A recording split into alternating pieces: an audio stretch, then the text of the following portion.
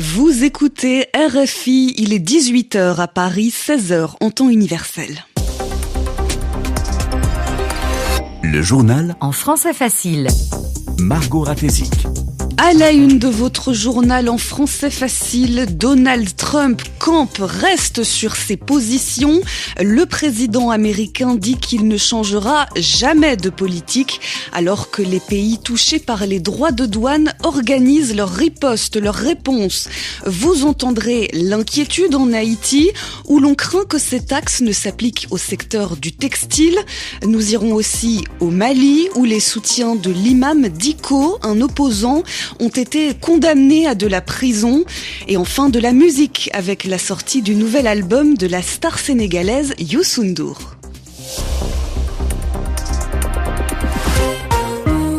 Donald Trump campe, reste sur ses positions. Le président américain affirme qu'il ne changera jamais de politique, et ce malgré la déroute boursière qui s'abat sur les États-Unis, autrement dit le grand désordre. Du côté des pays touchés par les droits de douane, la riposte, la contre-attaque s'organise. Une organisation a même attaqué en justice les taxes imposées à la Chine. En réponse à Donald Trump, Pékin a imposé 34% de droits de douane sur les produits américains. Et Bruxelles, de son côté, travaille encore sur sa stratégie.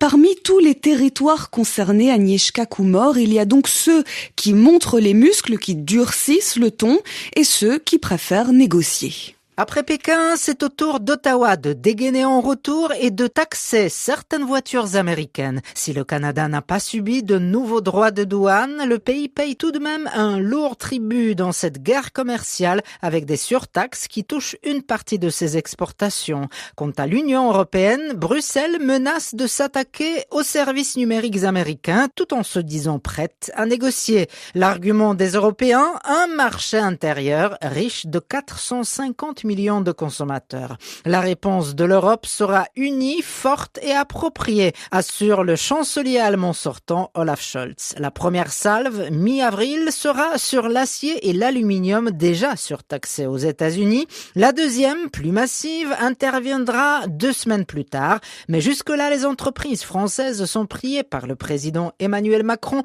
de s'abstenir d'investir outre-Atlantique. Le Japon, quant à lui, veut garder la tête froide. Le Premier ministre nippon se dit prêt à prendre l'avion pour aller à Washington pour négocier en personne.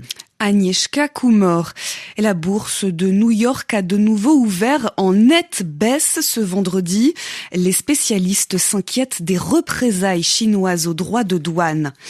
Haïti, également touché par ces tarifs douaniers, les exportations du pays vers les États-Unis seront taxées à 10%.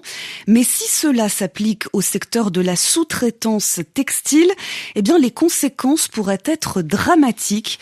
Cette filière était jusqu'ici protégée par 2 lois américaines. Je vous propose d'écouter l'économiste haïtien Enomi Germain, joint par Juliette Chénion. Ce secteur concerne 90% des exportations totales du pays. Et deuxièmement, c'est un secteur qui emploie aujourd'hui plus de 30 000 personnes. Donc, si les 10% concernent ce secteur, ce sera une catastrophe en Haïti pour ce secteur, mais également le secteur agricole et la petite industrie qui seront totalement négativement impactés.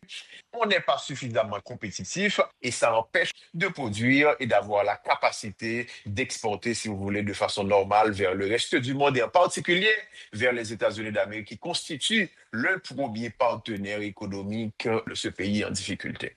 C'était l'économiste haïtien Enomi Germain.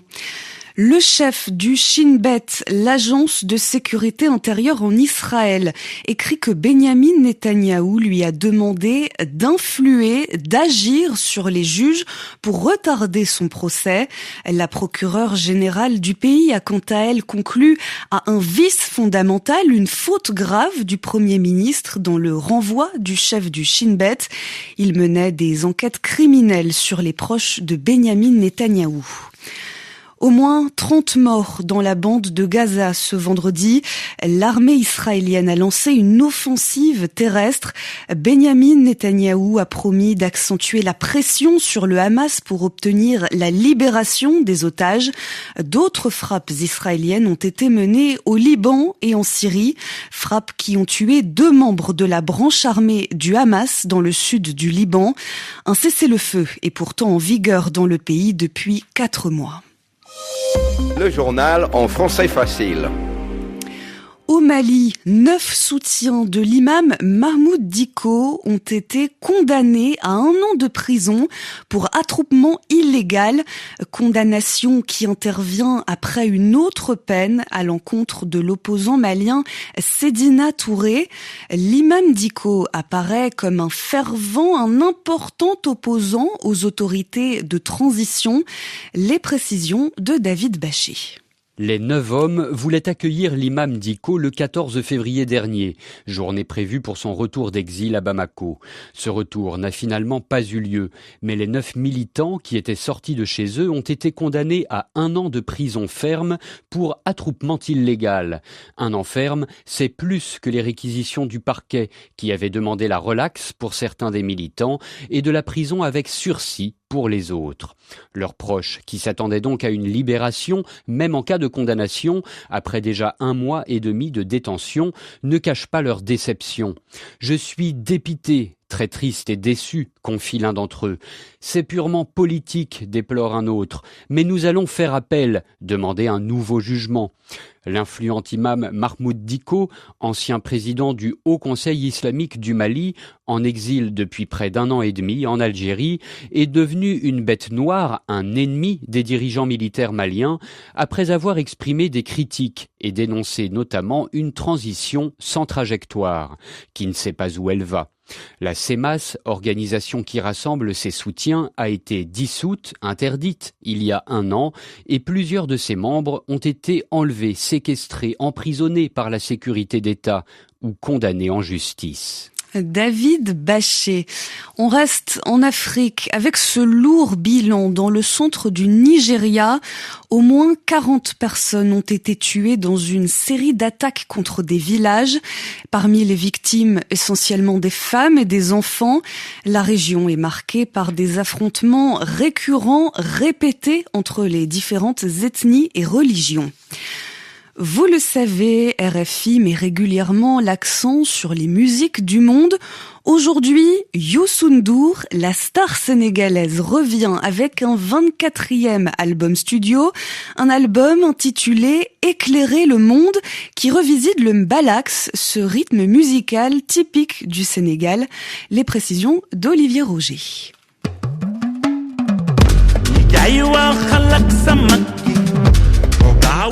Né au début des années 70 sur le socle de la musique njoup des Sérères, le mbalar a toujours su intérioriser les influences étrangères. Youssou N'Dour utilise à merveille cette plasticité sur son nouvel album, dont la tonalité doit beaucoup à l'américain Michael League, producteur, arrangeur, guitariste, bassiste et même joueur de ukulélé.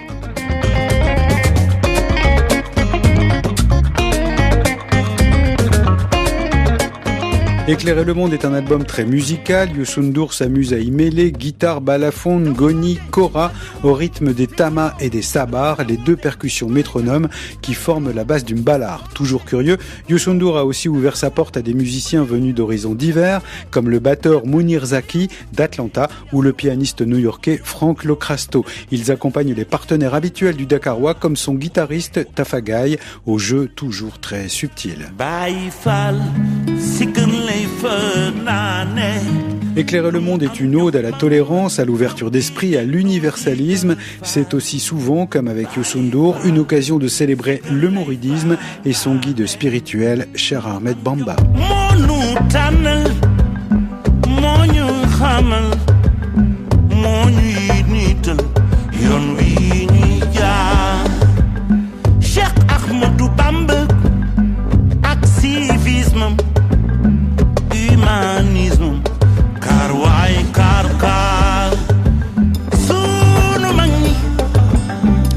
C'est la fin de votre journal en français facile à réécouter à tout moment sur françaisfacile.rfi.fr.